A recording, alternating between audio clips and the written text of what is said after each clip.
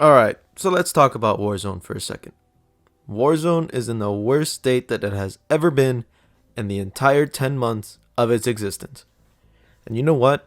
Ever since day one, yes, day one, all the way up to now, there has always been glitches, overpowered guns, crazy metas that people overuse so much to the point where it gets so annoying and it makes you want to like break your monitor. But you know what? This is the worst that it's ever been, and I'll tell you why. Just the amount of glitches that they have added. And you know what? Since the Cold War integration, it has ruined the balancing of Warzone like entirely. And it makes it borderline unplayable, and you're realizing that a lot of creators are leaving to play other games, and this is a problem. So let's dive into some of these issues that I'm talking about, right? The one that's running Warzone to the ground faster than a bucket on a rooftop. I don't know. Alright, let's go over them. Now, I know this isn't a glitch, but I feel like it deserves to be the first one mentioned. The DMR, Type 63, Mac 10, dual DMRs.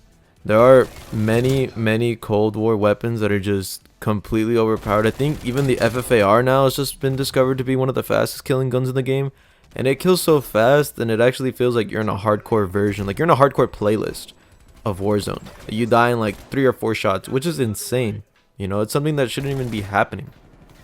And there's a lot of theories as to why this happened or how this happened, and it really boils down to two. Either one, the devs of Modern Warfare were too lazy to fit the balancing and just kind of copy and pasted the stats and didn't take into account for the different health and the different ideas of each game on how fast the time to kill should be. And of course, it's not going to match going from one game to another. Or two, they purposely made them overpowered to drive the sales of Cold War. Because, if you don't know, you could actually rank up these Cold War weapons and unlock those attachments in Warzone the same. So it would make more sense for a new player to notice that these guns are overpowered, and this pretty much forces them to buy a copy of Cold War to be able to go into the 6v6 multiplayer and rank up the guns even faster in Warzone to be able to use the attachments.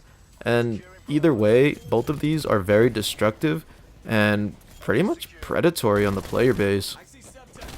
Now, when it comes to actual glitches in the game, we can talk about how the infinite stim glitch was just discovered again for I don't know how many times. It was all on my TikTok feed this morning. I saw that you could use a care package or a loadout drop to glitch yourself into the gulag with other players with your loadout fully kitted out, and you can just kill everyone in there, which makes absolutely no sense to me. I don't even know how that even happens. I've seen people glitching into walls in the main Warzone map with trucks. Like, you'll go onto this side of the building inside of a truck while you're driving it. You get out, and all of a sudden you're inside of a wall, and like nobody can see you unless they see you shooting out of it. Like, how? How does all of this happen in like a span of a week? And I mean, I'm sure there's more glitches that I don't know about or that I'm forgetting to list in this video, and I'm sure you guys will remind me in the comment section. But just those alone are bad enough to really just ruin your experience. That, along with the Cold War weapons that, supposedly they got nerfed. It took them 2 or 3 weeks to put out a nerf, quote unquote nerf, right? And nothing, it's still just as strong. So imagine how much longer it's going to take for them to nerf it a second time, which hopefully it'll do something, but we won't even know. I don't even know what Raven's up to at this point. Seeing Warzone go down the hole that it has really disappointed me. Like, it actually kind of makes me sad, because I remember when Warzone came out around March or so, it was pretty much the game that kept us all entertained during quarantine. It was what got me streaming again. It was just, Warzone matters a lot to me. I still enjoy it. I have a lot of fun despite all of its problems at the moment. And I just want to see it, get fixed. I want to see it get better. If you ask me, I think it was almost perfected before the Cold War integration, like right before, when the Kilo meta was still a thing. And the worst thing that we had to worry about was like fire shotguns. And even then, not even that many people are using it anymore. So I mean, if it wasn't for the Cold War integration with all these bugs, I mean, Warzone would have been almost perfect if you ask me. Raven Software's best bet right now is to halt any new content from coming out for Cold War.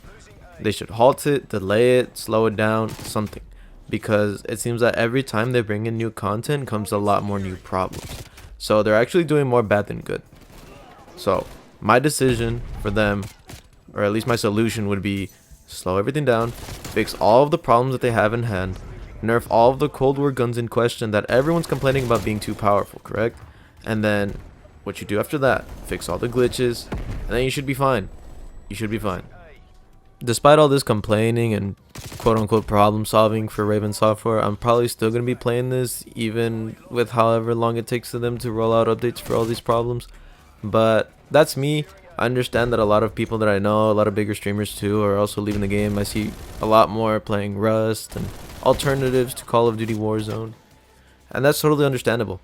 There's not going to be people like us, diehard COD fanboys, that are going to be playing the game no matter what, finding some fun and satisfaction out of it. But they need to realize this very soon, because Warzone's at its worst, and if they don't fix something really quickly, then they might be left out in the dust. And that pretty much sums up this video. Make sure to follow me on American Soccer Club on Twitch. I stream every single night. TikTok, YouTube, they're all spelled the same. Peace out.